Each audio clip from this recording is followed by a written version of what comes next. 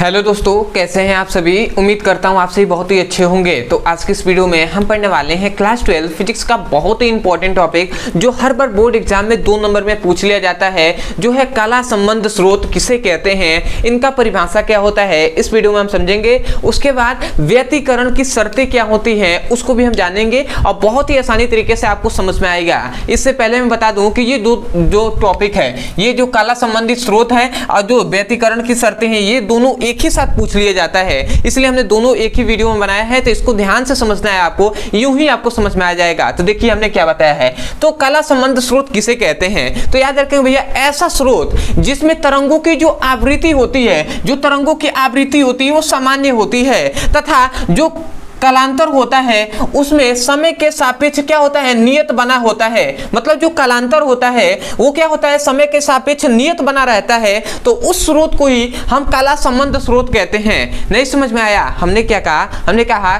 कि जो क्या होती हैं, तरंगे होती हैं, तो उनमें मतलब 2 या 2 से अधिक तरंगे जो स्रोत से निकलती हैं, तो हम ऐसे कह सकते हैं कि स्रोतों से जो तरंगे निकलती हैं वो उनकी जो आवृत्ति है वो सामान्य होनी चाहिए। सबसे पहली बात, तरंगों की आवृत्ति सामान्य होनी चाहिए। दूसरी बात कि उन तरंगों का जो कालांतर होता है वो समय के सापेक्ष नियत होना चाहिए। तो उस प्रकार के स्रोत को ही हम क्या कहते हैं, कला संबंध स्रोत कहते हैं। इसलिए हमने लिखा है कि ऐसा स्रोत, समझिएगा, ऐसा स्रोत जिसमें उत्पन्न तरंगे की आवृत्ति सामान्य होती है। मतलब ऐसा स्रोत जिससे उत्पन्न जो तरंगे होंगी उनकी आवृत्ति सामान्य होती है, तथा जिनके बीच मतलब तरंगों के बीच जो कालांतर होता है समय के सापेक्ष नियत बना रहता है, समय के सापेक्ष नियत बना रहता है। तो उस प्रकार के स्रोत को हम कला संबंध स्रोत कहते हैं। समझ में आया? मतलब इनके होने के लिए, कला संबंध स्रोत होने के लिए 2 चीजों का होना आवश्यक है। सबसे पहले कि जो स्रोत से जो तरंगे निकल रही हैं, तरंग क्या होने चाहिए,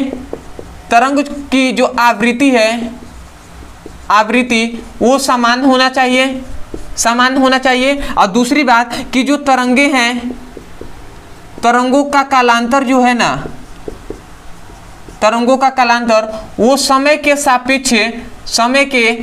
सापेक्ष क्या होना चाहिए भैया, नियत या शून्य होना चाहिए, नियत हो या शून्य होना चाहिए। इसलिए हमने कहा कि ऐसा स्रोत जिससे जो निकलने वाली तरंगे, मतलब ऐसा स्रोत जिससे निकलने वाली तरंगों की आवृत्ति सामान्य होती है, तथा जिसका कालांतर समय के सापेक्ष नियत होता है, तो उस प्रकार के स्रोत को हम कला संबंध स्रोत कहते हैं। तो आशा करते हैं आप यहां से या आप यहीं से बोल सकते हैं। ठीक है, तो मैं एक और बोल रहा हूं, डेफिनेशन को ध्यान से सुनिएगा, इसे लिखिए। हमने क्या कहा कि ऐसे तरंगे जिसका आवृत्ति, मतलब सुनिएगा कि ऐसा स्रोत, हम ऐसे कह सकते हैं, ऐसा स्रोत जिससे निकलने वाली जो तरंगे होती हैं, ठीक है, तो ऐसा स्रोत जिससे उत्पन्न तरंगे की आवृत्ति सामान्य होती है, ऐसा स्रोत जिससे उत्पन्न तरंगों की आवृत्ति सामान्य होती है, तथा जिनका कालांतर मतलब उन तरंगों का कालांतर समय के सापेक्ष नियत होता है, तो उस प्रकार के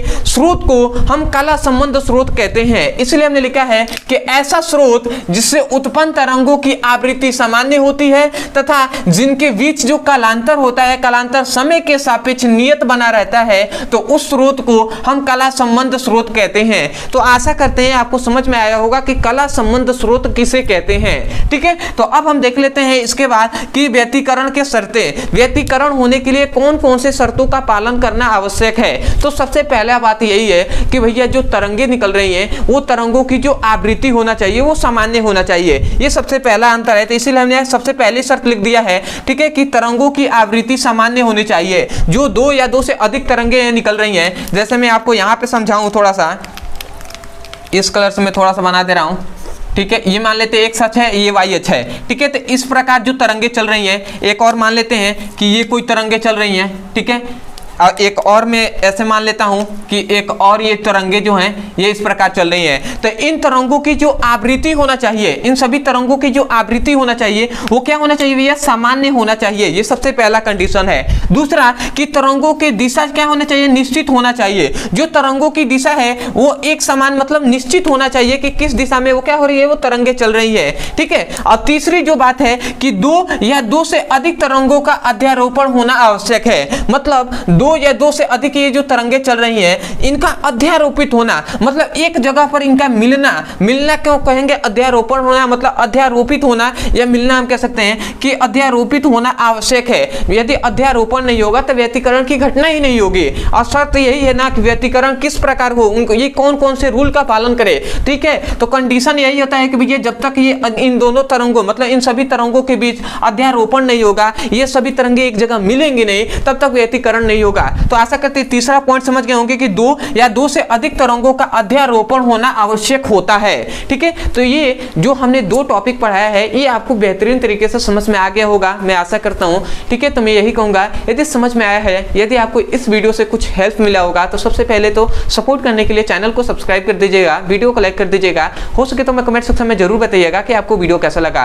अदरवाइज यदि किसी भी क्लास का कोई भी टॉपिक समझ में नहीं आता है फिजिक्स और केमिस्ट्री में, केवल आपको उस टॉपिक का नाम लिखना है यूट्यूब पर, अंत में हमारे चैनल का नाम लिख देना है ब्रदर सर, आपको वीडियो मिल जाएगा, वहां से जाकर अच्छे से पढ़ाई कर सकते हैं। अदरवाइज यदि किसी भी क्लास का सभी इंपॉर्टेंट क्वेश्चन को देखना चाहते हैं, जैसे क्लास 10th का, क्लास 12th का फिजिक्स केमिस्ट्री का सभी इंपॉर्टेंट क्वेश्चन को पढ़ना चाहते हैं तो इस नंबर पे आप मैसेज करके आप लिंक को प्राप्त कर सकते हैं, वहां से जाकर आप सभी इंपॉर्टेंट क्वेश्चन को वीडियोस की सहायता से देख सकते हैं। दूसरी बात, यदि बहुत से ऐसे स्टूडेंट होंगे जो चाहते होंगे कि अपने पूरे सिलेबस को कंप्लीटली एक एक करके चैप्टर वाइज पढूं, अपने सिलेबस को पूरी तरीके से कंप्लीटली देख सकूं, ठीक है, पढ़ सकूं, तो भैया आपके लिए यही इसी नंबर पे आप मैसेज करके आप उस सभी वीडियो को पा सकते हैं और वहां से जाकर अपने सभी सिलेबस को कंप्लीटली पढ़ सकते हैं। तो आशा करते हैं आपको समझ में आ गया होगा। तो चलिए दोस्तों आज के लिए इतना ही, मिलते हैं अगली वीडियो में, तब तक के लिए धन्यवाद। जय हिंद, जय भारत।